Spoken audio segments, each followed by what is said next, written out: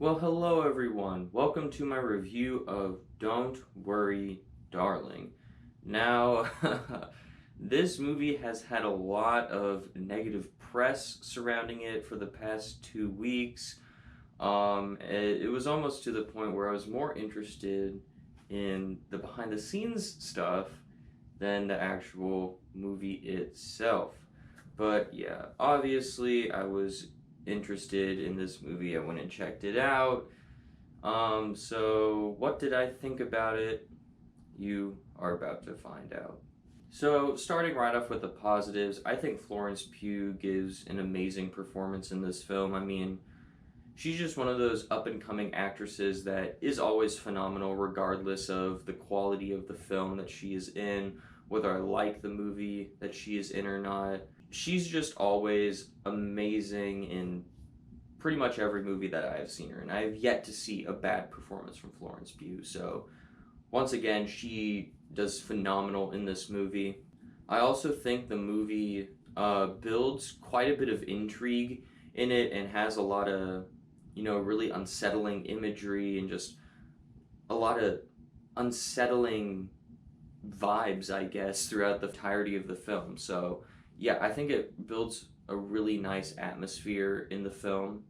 And I think the film just has a really nice production design and like production value.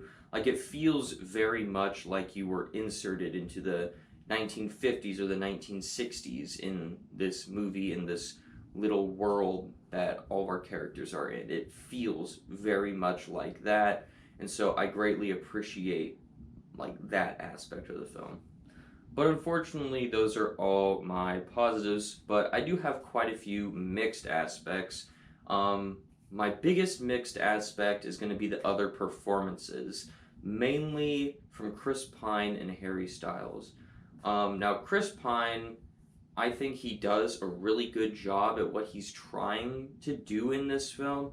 I just think the film could have benefited from more Chris Pine. He's just he's a very secondary character, I felt like, in this movie. I would have loved to see more of him, just know more of what's going on with his character. I think they could have fleshed out his character a bit more. And then also, I'm mixed on Harry Styles because I think he actually does a pretty good job for someone who is primarily not an actor, but his performance doesn't quite get there. Like, he's on the verge of giving a really good performance, but there's just a few things where it just holds him back from having a really good performance. And I mean, he's also stacked up against Florence Pugh, who, is just phenomenal.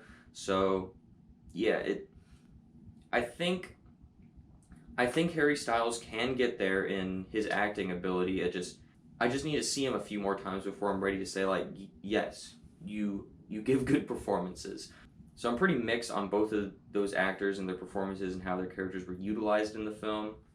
And then the other thing I'm really mixed on is the level of intrigue. Now, I put the intrigue itself in positive because I think the movie is pretty intriguing, but when I think of like a mystery movie that obviously is going to have like a big twist reveal, I want the intrigue to just keep increasing and increasing as the film goes along. And for me, the intrigue in this film, like it increased, but then it hit a certain point and then just kind of plateaued throughout the rest of the movie. And it's just like once it hit a certain point, I was just kind of the same level of intrigue instead of getting more and more intrigued and more invested in what this mystery was going to end up being. And now on to the negatives, and I don't think this story worked at all. Um, I mean, I was tracking along with it for the first, half of the film, but once you move into that last half, maybe even last third of the film, where the mystery is revealed as to what's actually happening, I don't think it worked at all, and it soured the whole, uh, you know, beginning part of the film too, because it's not a good twist. I don't think it works. It barely made sense, and I don't like it. it just it just really doesn't work. And when you have a mystery movie like this where pretty much your whole movie relies or heavily relies on the twist of your movie working, when the twist of this movie doesn't work, then pretty much the whole rest of the film doesn't work. It's just, I wish they could have nailed the twist or just gone with something totally different than that. And another thing about this twist not working is like, it once I start thinking about the rest of the film in the context of this twist, there's just like so many things of like, that doesn't work, or that's not explained, that's not explained. There's so many things that just aren't explained in this film, or that it really frustrated me because I thought the intrigue was there, but this twist just totally tanked the entire film for me because I did not like it and I did not think that it worked at all. Yeah, so overall, this movie really didn't work for me on just a plot level, and it really frustrated me because there's so many things that this movie did good to even great, and I think it could have been a pretty good, like, just solid mystery paranoia thriller type thing, but it just really didn't work once you got to that big reveal at the end, so yeah, I wasn't a huge fan of this one. So overall, I'm going to have to give Don't Worry Darling a 2.5 out of 5 stars. If you're interested in this movie, I guess you can go check it out, especially if you like the actors or actresses in this film. You can definitely check it out. Just lower your expectations from it being a phenomenal film.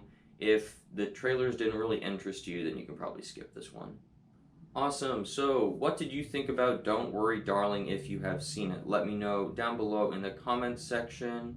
Do you think it's one of the best movies of the year? Do you think it's one of the worst movies of the year? Or are you kind of pretty mixed on the film like I am? Let me know your thoughts on it down below in the comments section. And as always, thank you so much for watching and have a great rest of your day.